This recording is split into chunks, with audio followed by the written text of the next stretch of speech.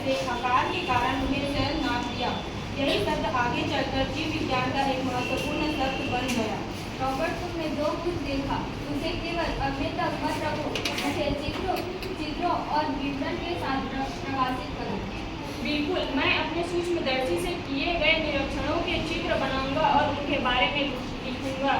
सन 1665 में Robert Hooke की प्रसिद्ध पुस्तक माइक्रोस्फीयर प्रकाशित हुई, जिसमें वे सूक्ष्मदर्शी से देखी वस्तुओं का विस्तृत चित्रण किया। तो अब दूसरे वैज्ञानिक भी तुम्हारी खोजों को देख और समझ सकेंगे। हाँ, विज्ञान तभी आगे बढ़ता है जब हम अपने निरीक्षण और प्रयोगों दूसरों के साथ साझा करते हैं। रॉबर्ट हुक ने केवल कोशिका का अध्ययन नहीं किया, उन्होंने भौतिकी, खगोल विज्ञान, प्रकाशिकी और यांत्रिकी जैसे क्षेत्रों में भी काम किया। क्या तुमने कोई और महत्वपूर्ण प्रयोग किया था?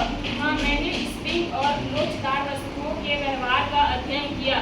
मेरे प्रयोगों से एक महत्वपूर्ण नियम सामने आया, जिसे आज हुक का नियम कहा जाता है। इस नियम के अनुसार किसी स्प्रिंग को उसकी टोच की सीमा के भीतर जितना खींचा जाए उसका खिंचाव लगेगा, बल समानुपाती होते हैं। अर्थात तुम्हारा काम केवल जीव विज्ञान तक सीमित नहीं था।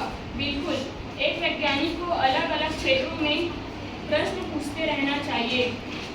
हुक की खोज ने आगे आने वाले वैज्ञानिकों के लिए रास्ता बताया। बाद में वैज्ञानिक ने जीवित कोशिकाओं का अध्ययन किया और कोशिका के अंदर की संरचनाओं को समझाया।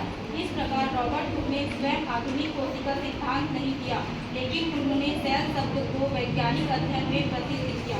उनकी खोज ने सूक्ष्म जीव जगत के अध्ययन की दिशा के महत्वपूर्ण कदम उठाए।